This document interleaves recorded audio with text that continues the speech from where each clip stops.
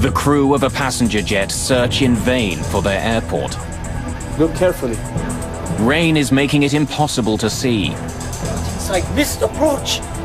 Go around. More than 200 passengers are on board. As I turned round, a huge fireball came out.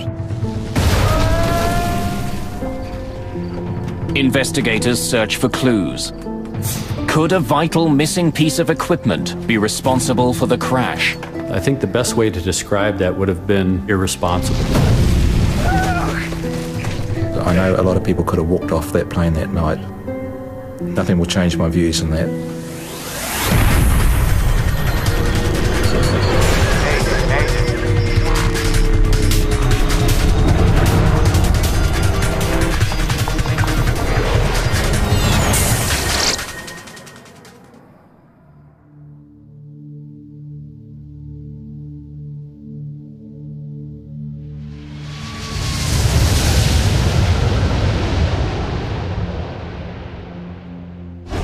Nimitz Hill, Guam. Once the site of fierce American offensives during World War II, for over 50 years there's been peace here.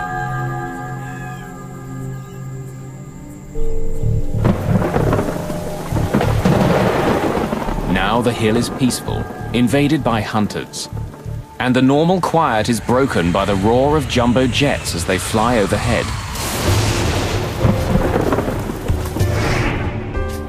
Every night, commercial pilots must fly over this tall, rocky outcrop and land at Guam's Agana International Airport.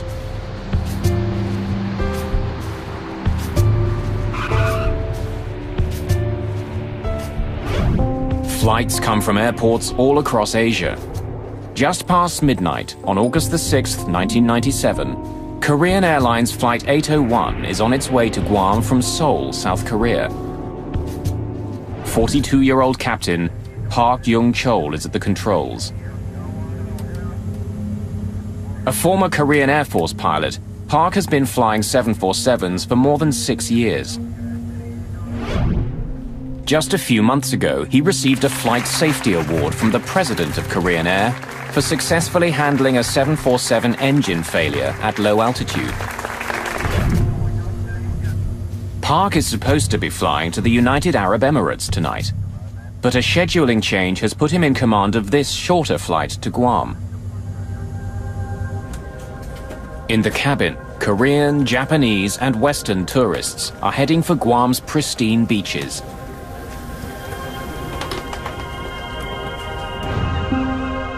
Guam is a U.S. territory run under U.S. law. The island is tiny, fewer than 600 square kilometers, but there's enough sand to keep people coming.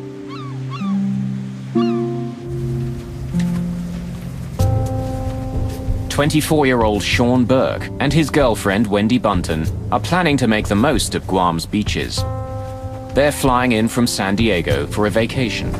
Sean and Wendy were going to Guam to do some scuba diving, reef diving, and at the same time, they were going to visit her brother, who was in the Navy over there. He was a Navy doctor. Flight 801 is taking Barry Small back to work. He's returning to Guam from New Zealand for another 6-month contract as a helicopter pilot. But he does it with a heavy heart.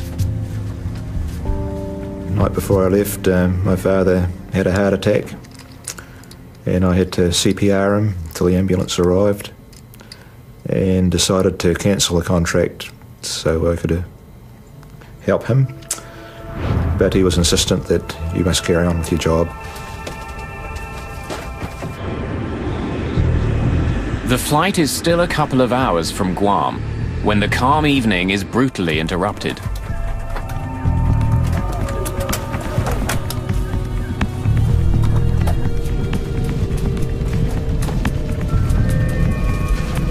Watch the speed. It could be severe turbulence. Make an announcement to have everyone in their seats with seatbelts on. Ladies and gentlemen, this is your first officer speaking. Even an experienced flyer like Barry Small is surprised. There was no lead up to this turbulence, and anybody that wasn't strapped down was going to be airborne, that's for sure. The lockers were rattling, and anything in those lockers was bound to break. It was a horrendous shudder.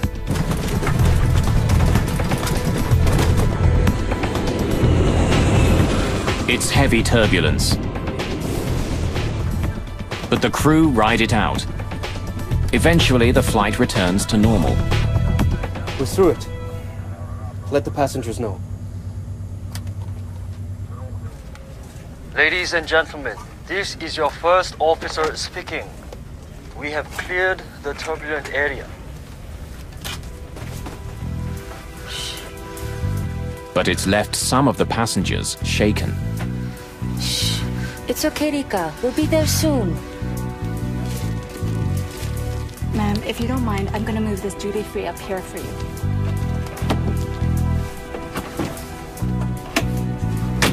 The cabin crew cleans up.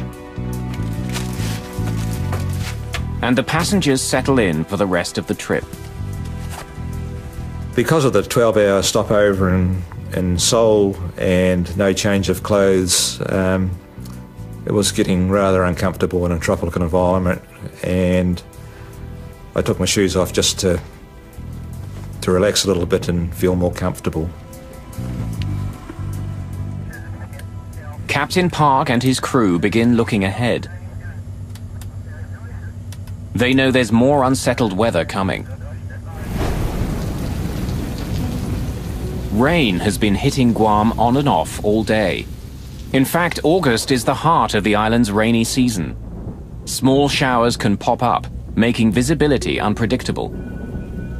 In that particular part of the world, they have what's called a top hat thunderstorm. That is a very small thunderstorm that builds up all times of the day, and it's very short-lived, so it wouldn't hamper the pilot's ability to actually conduct the approach. It's going to just obscure his view for some period of time while they're transiting through it. Just past 1 in the morning, Korean Air Flight 801 makes initial radio contact with Kurt Mayo, the radar controller at Guam's airport. Guam Center, Korea 801, leaving level 410 for 2,600. Korean Air 801, roger. The crew aren't the only ones preparing to land. After more than 3 hours of flying through the night, the passengers get ready for the airport. I saw the lights of Guam, and I knew exactly where the aircraft was because I've been there many times before. Captain Park has navigated Nimitz Hill 9 times before, but this time there's a major difference. At airports around the world, pilots land with the help of a glide slope, an electronic system that helps planes safely touch down. If pilots follow the directions given by the glide slope, it guides them to the foot of the runway. The glide slope beacon at Guam Airport has been removed for extensive maintenance. Without the airport transmitter, Park's glide slope indicator in the cockpit is useless. Landing without a glide slope is rare, but it does happen.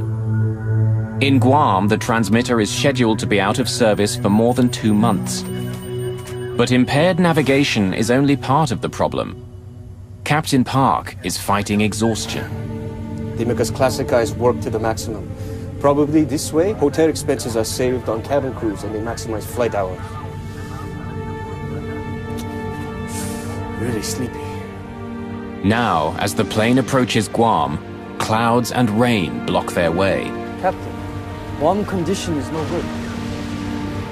It's raining a lot. It's been several hours since Captain Park and his crew left Seoul.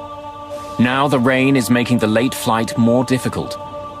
Tired and fighting the weather, the captain begins the final approach to the airport.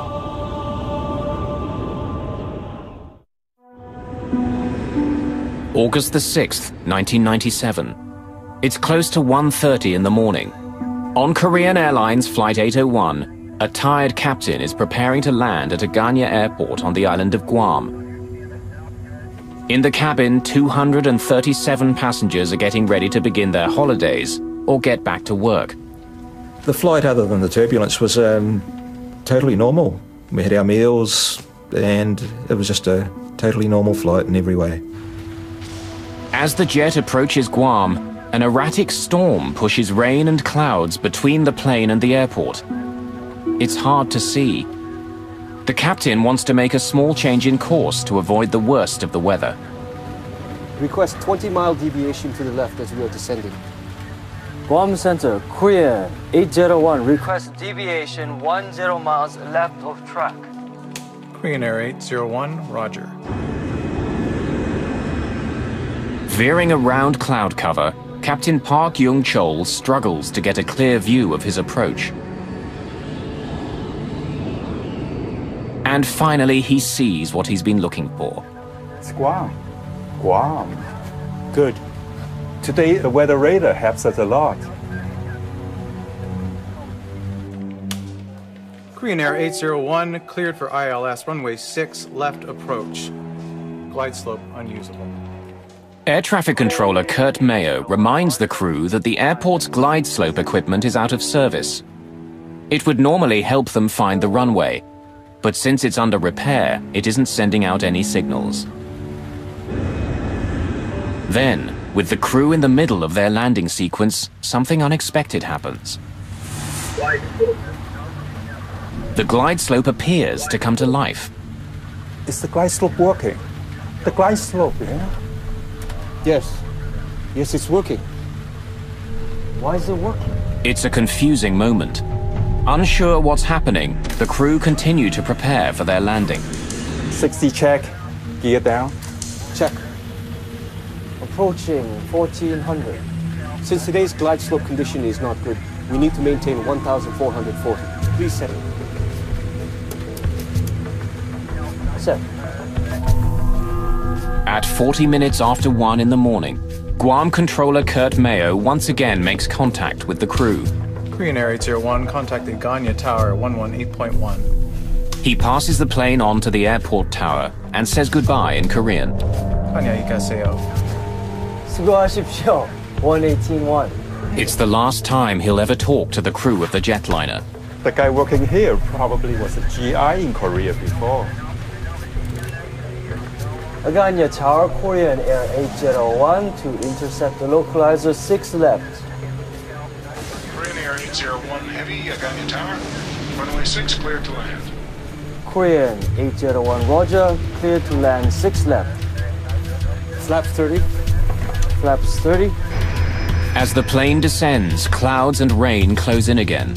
They've lost sight of the airport. Look carefully. Ladies and gentlemen, we're preparing for landing at Aganya International Airport in Guam. Please return your seats to the upright position, fasten your seatbelts, and prepare for landing.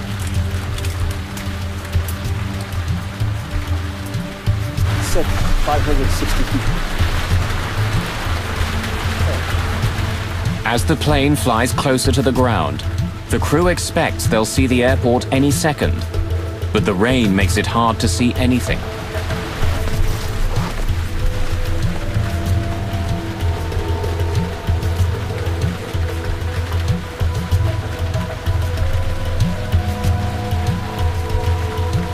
Isn't the glide slope working? Wiper on. Then a computerized voice fills the cockpit.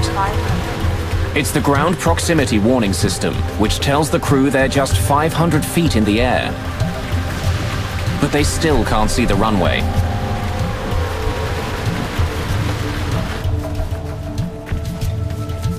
I'd done this flight many, many times before, and when I estimated we're about 30 seconds from landing, I bent down to put my shoes on.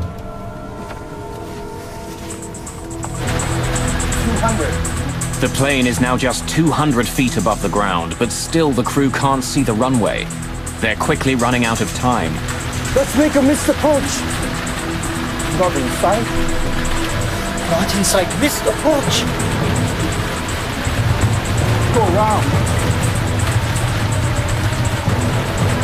Go round. Perhaps.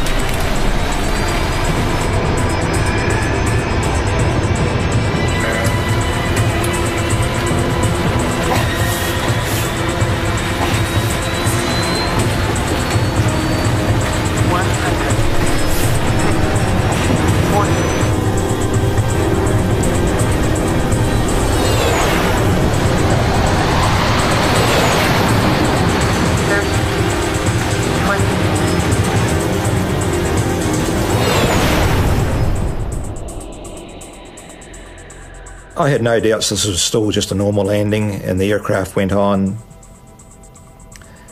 and was decelerating quicker than normal, but nothing to really alarm me.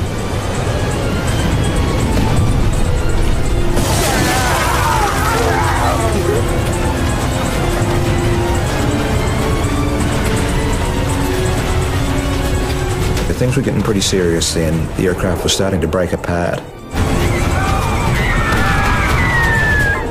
I forced myself up to look, and there was just bottles, bags, everything you can imagine was coming out.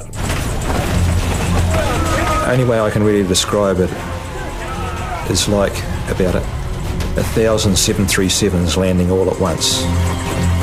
On a wooded hillside in Guam, the shattered plane finally grinds to a halt.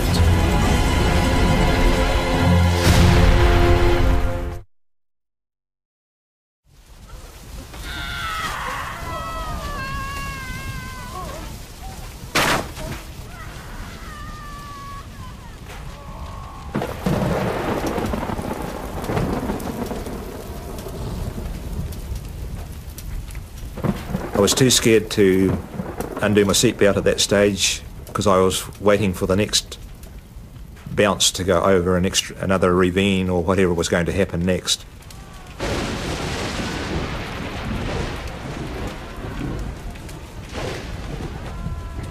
Miraculously, 11-year-old Rika Matsuda has survived and is virtually unhurt. But her mother is trapped and injured.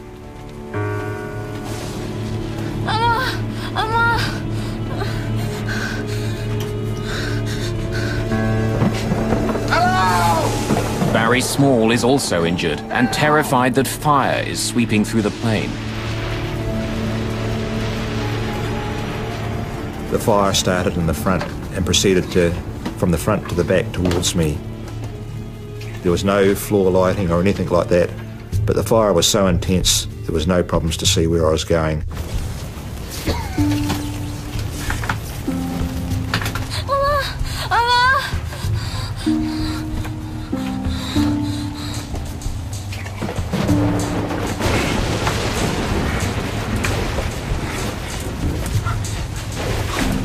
If help doesn't arrive soon, those who survived the initial crash may be trapped inside the cabin.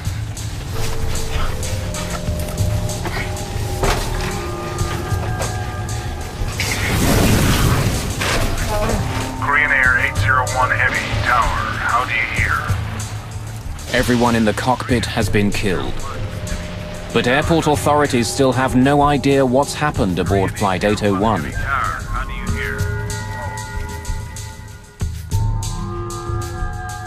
Hurt by the crash and desperate to escape the ruined plane, Barry Small stumbles towards an opening in the cabin.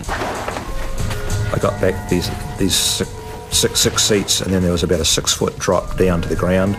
The undercarriage had gone completely. I come across an obstacle that I had to cross because it was the only part that wasn't burning. Here, go! Get over it!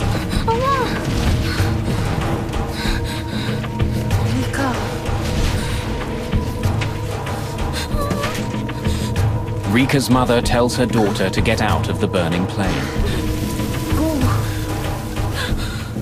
Go now, get out of here. Go. Now go. You must go. Go. You must go now. Go.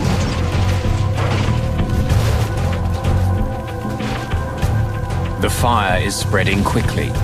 As passengers struggle to deal with the disaster, rescue workers don't even know the plane's gone down.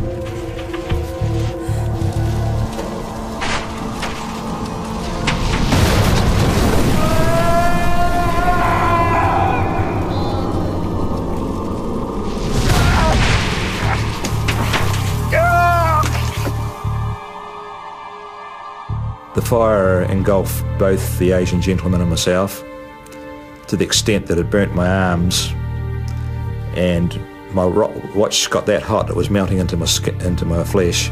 and I had to flick it off. Minutes earlier, Kurt Mayo had passed the passenger jet onto the local tower controllers. Now he learns it hasn't landed yet. Approach Aganya. Did Korean Air come back to you? No. I cleared him to land, and I don't know where he's at. He didn't land? Negative. Oh my God.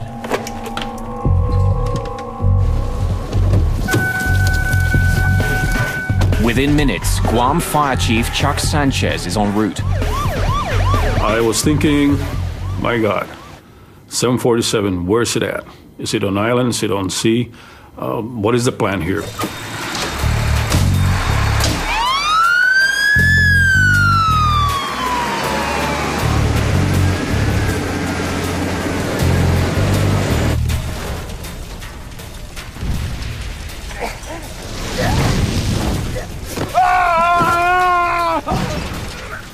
We both fell off the side of the container and the Asian gentleman disappeared into the jungle. So I rolled over onto my back and I managed to crawl with my elbows. There was still a bit of skin on my elbows left. Small has a badly broken right leg. He crawls away from the wreckage. Many more people remain trapped inside.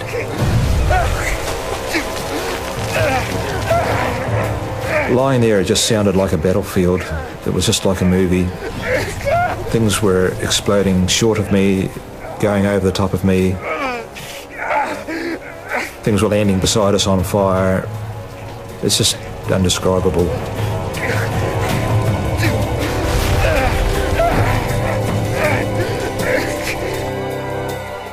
There's only one way for emergency crews to get down to the wreck site, along a single access road that runs beside Nimitz Hill.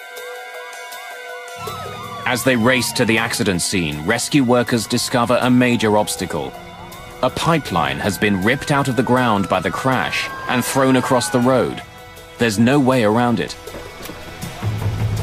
Having heard about the crash, the island's governor, Carl Gutierrez, has joined the rescue team. Engine Company 7, get this thing out of the way. You guys, get the medic kits and come with me. We reached the closest point of approach to the crash site, which was up the hill and probably about another 150 yards downhill. Gentlemen, turn on whatever lights you got to guide us down this path, and let's do it.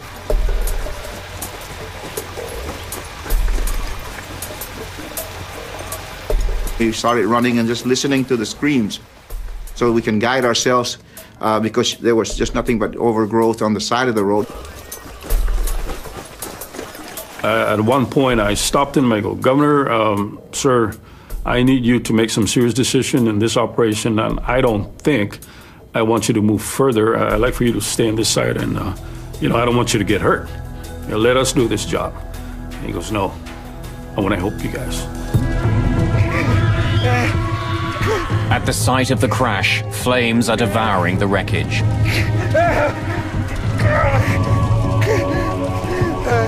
Hampered by his broken leg, Small can only look on as people cry out for help.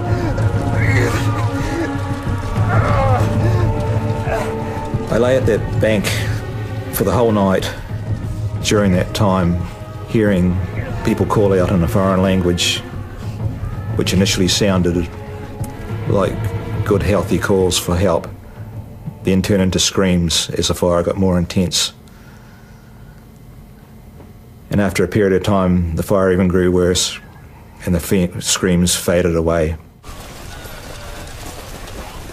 Finally, almost an hour after the accident, Sanchez's crew reaches the site. I split them up into 2 rescue and search units. I need half of you guys to start from the tail end, and I need the other half to start from the front end of this plane. And let's meet in the middle, and let's do what we can to help the survivors here.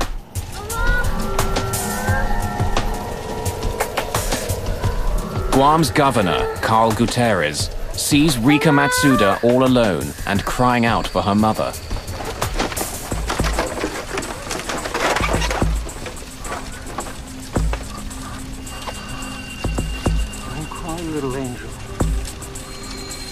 Everything will be okay. I did not dare let her go. It's something that I almost like there was a bond between me and that little girl. And I found out later she was 11, but she looked really smaller than 11 years old. Fire Chief Chuck Sanchez finds Barry Small in the swordgrass. Take my jacket. He gave me his fire jacket and put under my head to comfort me. Here, go. That way. Let's go. Later on, he was very distressed that he had to come back and get it back because he was getting burnt, dragging people and bodies out of the aircraft.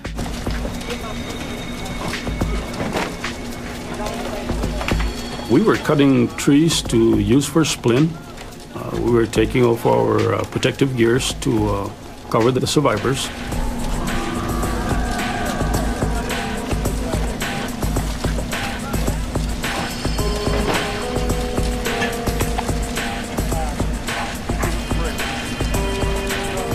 It's clear to rescue personnel that for many, they've arrived too late. But Sanchez isn't giving up. He sends a team to search further into the wreckage. Group 2, start at the tail and work forward. Go.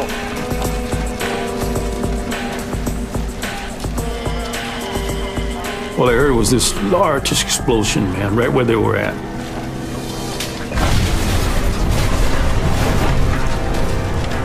Then I go, did we lose our people?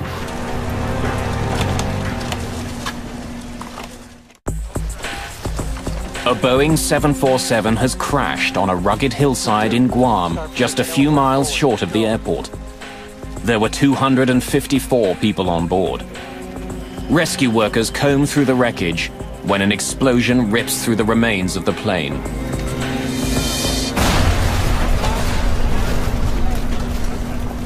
No radio transmission at all. We lost all transmission, and then finally somebody came out. Sir, we're okay. We survived the explosion. Everybody's accounted for.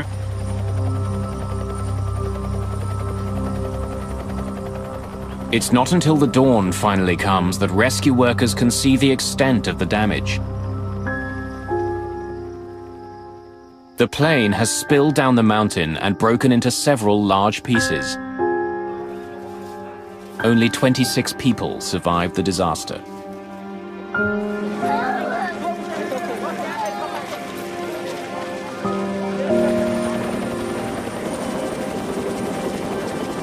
Friends and family are desperate for any news.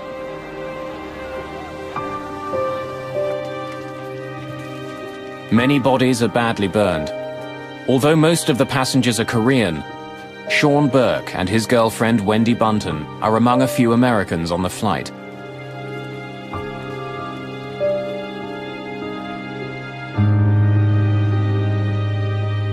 Thousands of kilometers away, news of the crash reaches Sean's parents.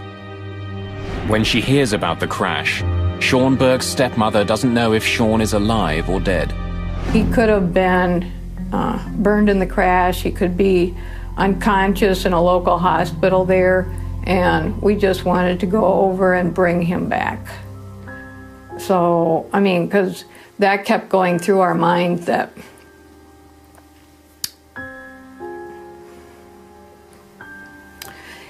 he possibly could be laying on the hillside.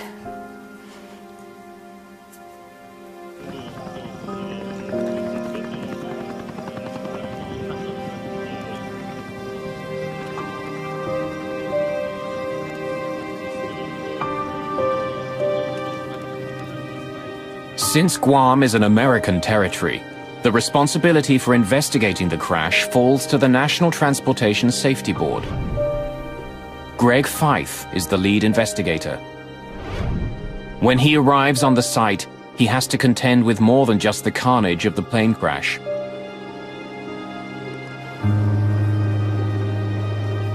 Grieving family members surround the scene, making it especially difficult for investigators to work.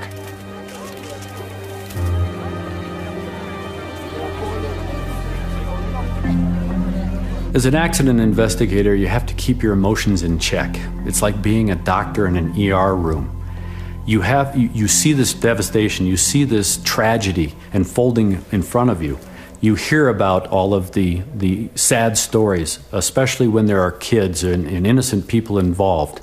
And as an accident investigator, you have to keep those emotions in check because you have to remain objective, you have to remain emotionless to be able to do your job effectively. And we had a whole building full of people just like us. They were all grieving and crying out. It was just horrible.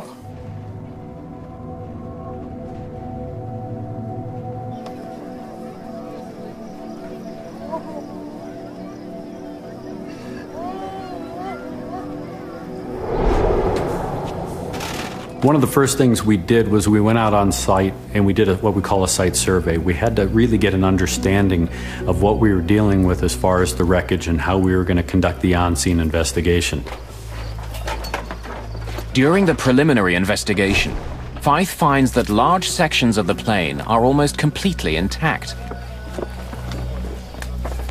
The airplane landed relatively under control. That is, that the pilot basically landed the airplane into the trees and into that terrain. Unfortunately, it was 3 miles from the airport. Investigators find a number of items that survived the crash and the fire that followed, including the landing chart the crew was using as it approached Guam Airport. Investigators also find Captain Park's travel bag, and in it discover a small plastic pill container.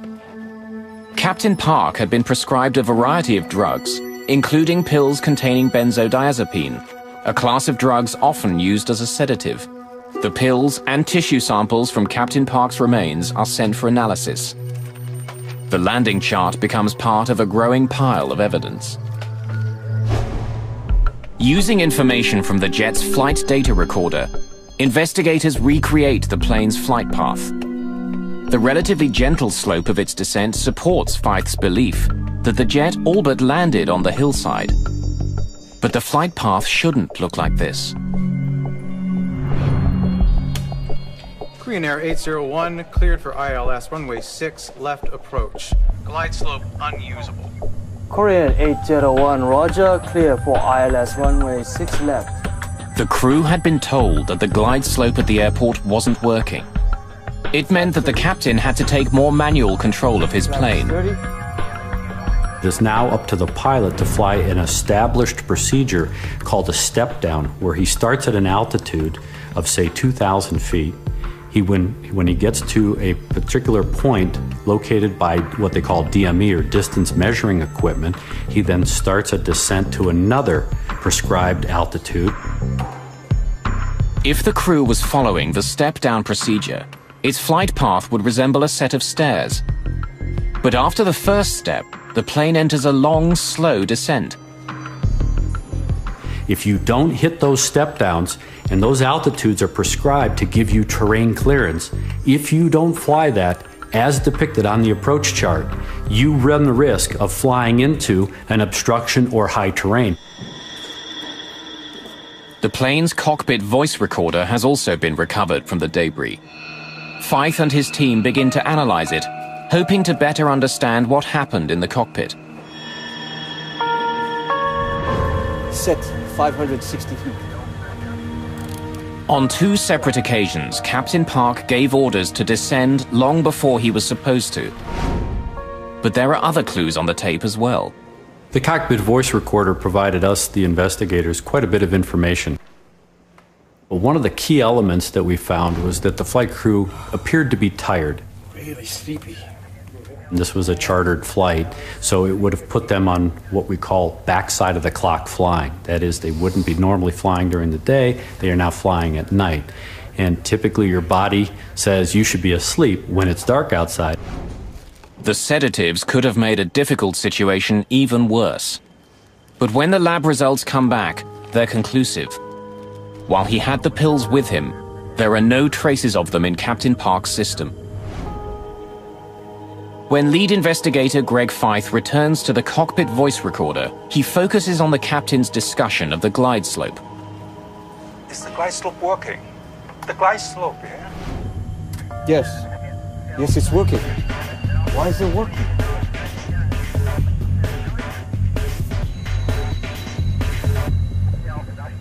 He started to see the glide slope needle move a little bit and started to question the other crew members as to whether or not the glide slope was actually working or not.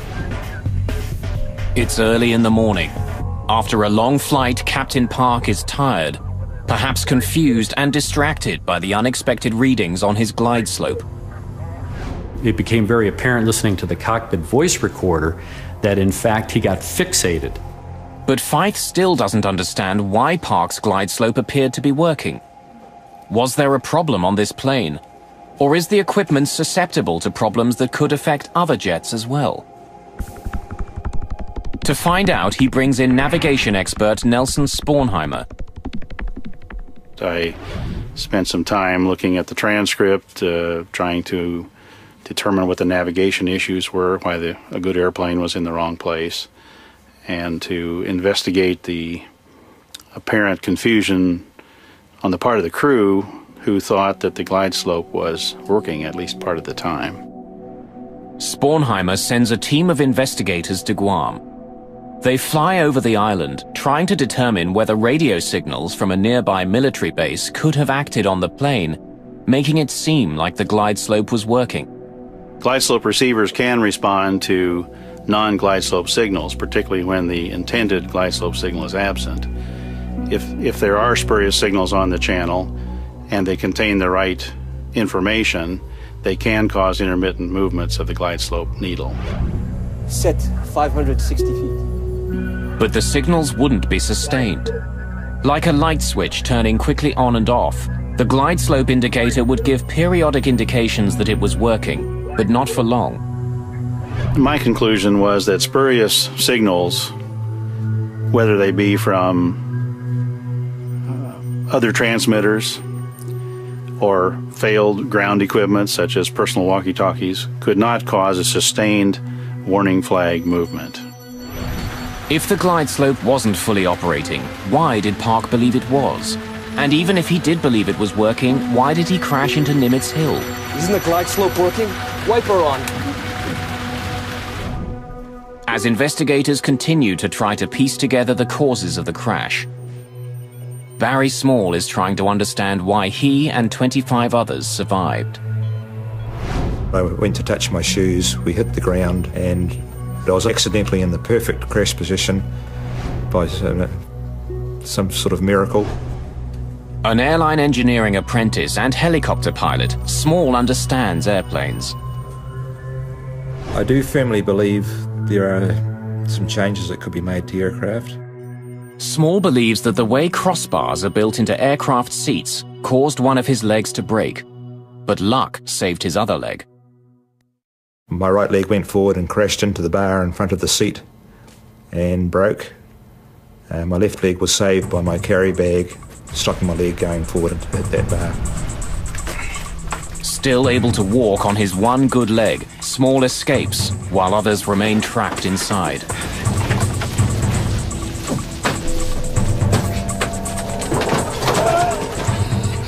Since she's young, Rika Matsuda's legs are shorter than a normal adult.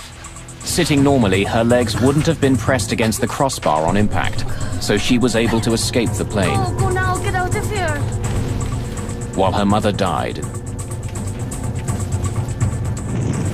Small is also convinced that the flames that first spread through the cabin of Korean Air Flight 801 were preventable. They estimate that those top lockers had over 462 litres of burnable alcohol on board. Had the plane been full, there could be at least twice that amount. During the crash, Small believes that the duty-free alcohol mixed with oxygen in the plane's ceiling. The combination ignited with deadly results. It's a fire he thinks could have been prevented.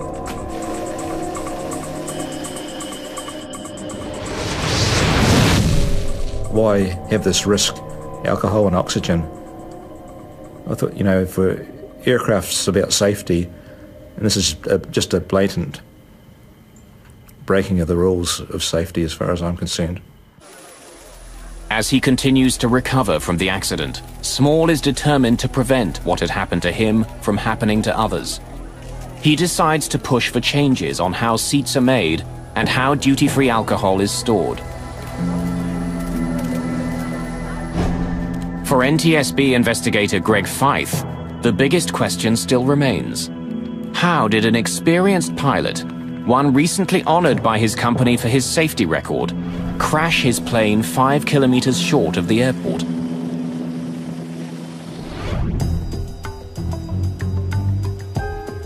As the investigation continues, he discovers that the landing chart the crew was using was more than 6 months old and out of date. It's an indication that the crew could have been better prepared for the landing.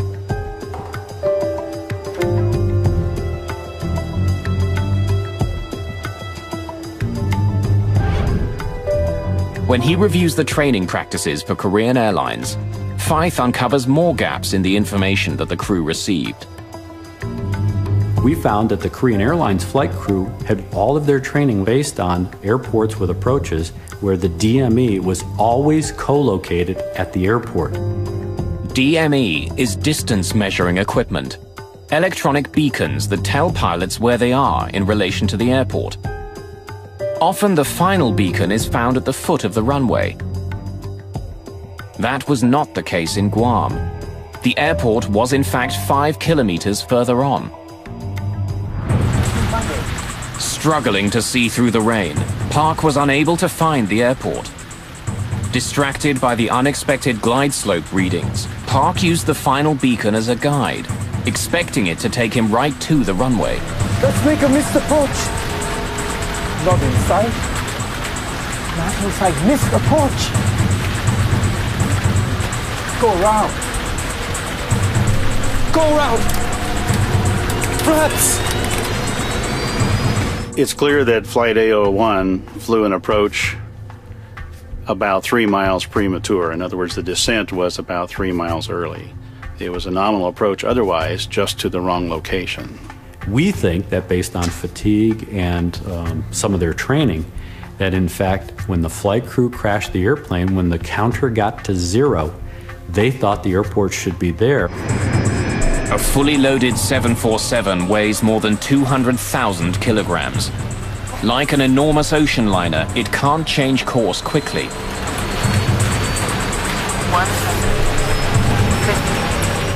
Blinded by rain and relying on their equipment, the crew of Korean Air Flight 801 thought they were heading straight at the runway. When they realized something was wrong, it was too late. As the investigation continues, Feith and his team make a startling discovery. Equipment that would have given the crew more time to react had been disabled on purpose. In August of 1997, the crash of Korean Air Flight 801 took the lives of more than 200 people.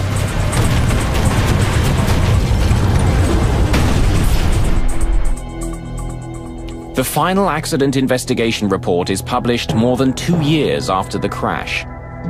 It lays blame on the Korean Airlines training methods and the crew's over-reliance on the jet's automation. But it also has sharp words reserved for the FAA, the body that regulates air travel in the United States.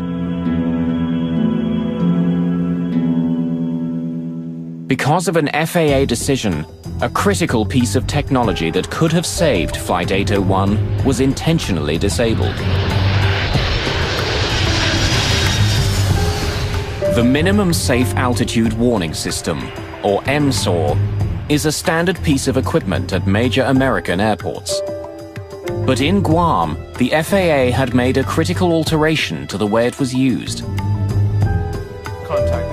MSAW uses radar to watch the planes as they come into the airport. If they're too low, a warning is given to air traffic controllers, who can then relay it to the crew. But in Guam, the system kept giving nuisance readings to controllers.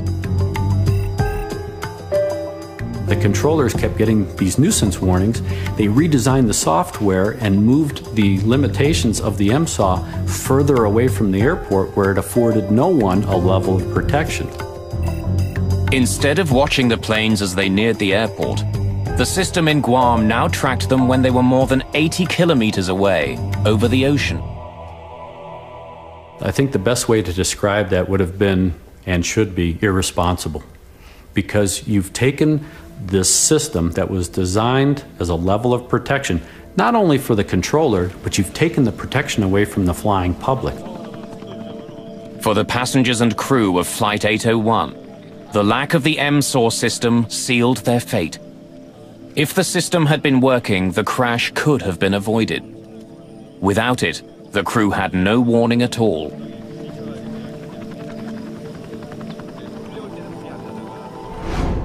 The two pilots didn't want to die. They had families. No one wanted to die. We still do not blame them.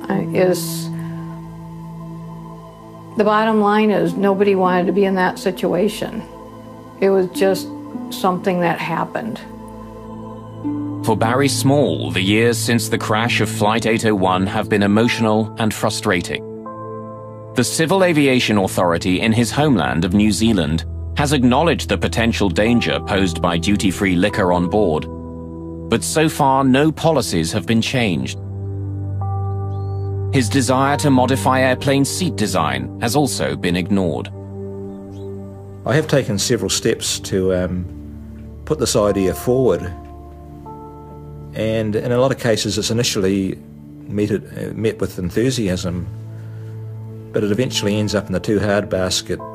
And when I try to approach seat design people, no one wants to hear about it. Sean Burke was never officially identified as a victim of Flight 801. Wendy Bunton was positively identified, but DNA samples only proved that a white male was on the plane near her. Bill and I never gave up hope that Sean had survived the crash. Even after we came home for, I would say, a year or two, every time the phone rang, every time somebody knocked on the door, we expected a phone message saying, "Hi, Dad, this is your son, Sean." Eventually, several years after the crash, Barry Small was able to give Kathy Burke and her husband some sense of finality and an enduring image of their son. When we met him, and he wanted to tell us that in the 12-hour layover in Seoul, he was wandering around and finally heard two people speaking English. And he said they were so much in love that he did not want to interrupt their conversation. For Sean's father, the deep sorrow of the crash will never completely leave. For me, the grief of Sean's loss never ends. Hasn't gotten better, hasn't got worse. Just another day. For everybody else, it's gone. You know, I expect people to move on, but I'll be this way till the day I'm with him again.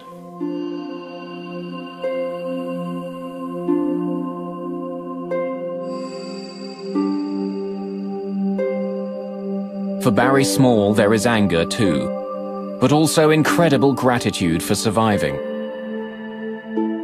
So many people have told me that I survived for a reason. And I've been searching for that reason for 9 years now. And I truly believe if someone would listen to my story about the oxygen and alcohol and the improvement of the seats, that I could justify in my own mind that I don't have to feel guilty about surviving.